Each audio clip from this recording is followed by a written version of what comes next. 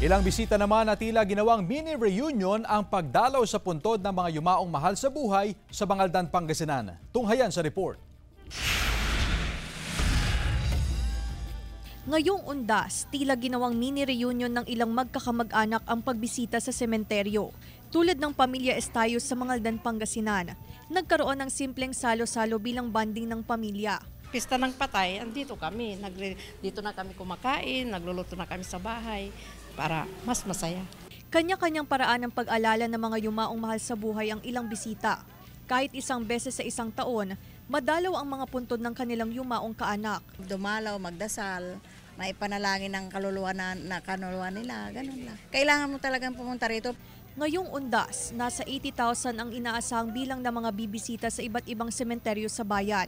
Tiniyak ang maayos na koordinasyon ng iba't ibang ahensya ng gobyerno para matiyak ang seguridad at kaligtasan ng mga bisita. May bago tayo namang plano, yung sabi ko ngayon, one way in, one way out. So hopefully ma-address yung problema last year kasi yun isang nakita ko na problema. So yun yung isang minu-monitor natin. And so far, lahat ng mga intersections and yung national road natin is medyo manageable naman yung ating traffic. Kasama si Henry Dominsil, Claire Lacanilao Dongka, One North Central Luzon.